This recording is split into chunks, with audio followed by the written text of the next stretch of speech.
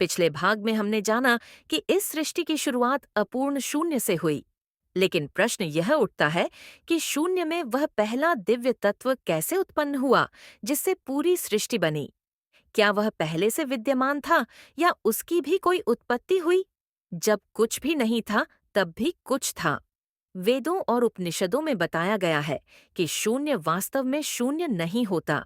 उसमें संभावना होती है, एक अदृश्य ऊर्जा होती है जिसे हम देख नहीं सकते, लेकिन वह मौजूद रहती है। इसी अनंत और अदृश्य ऊर्जा को परब्रह्म या निराकार ब्रह्म कहा गया है। पहले तत्व की उत्पत्ति स्पंदन। जब इस अनंत शून्य में कोई गति नहीं थी, तब अचानक एक हलचल हुई जिसे स्पंदन कहा जाता है।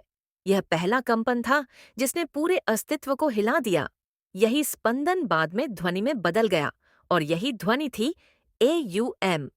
AUM पहली ध्वनि और सृष्टि का आधार। जब यह दिव्य ध्वनि गूंजी तो उसने स्वयं को 3 भागों में विभक्त कर लिया।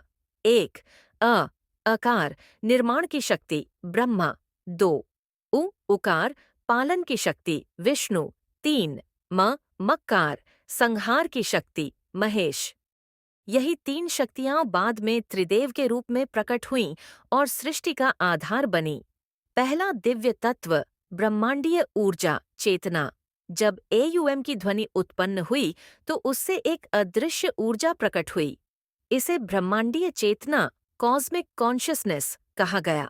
यह चेतना स्वयं में शुद्ध ऊर्जा थी, न कोई रूप न कोई आकार। इसी ब्रह्मांडीय चेतना से सबसे पहला तत्व प्रकट हुआ जिसे महातत्व कहा गया। महातत्व से सृष्टि की रचना। जब यह महातत्व प्रकट हुआ तो इससे आगे 5 तत्व बने।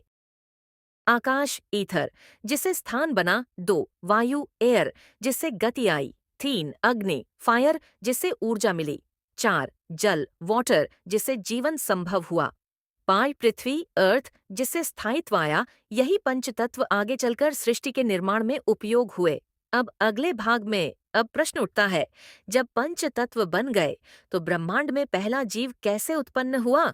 कौन था पहला प्राणी और उसे किसने बनाया? जानने के लिए देखें अगला भाग।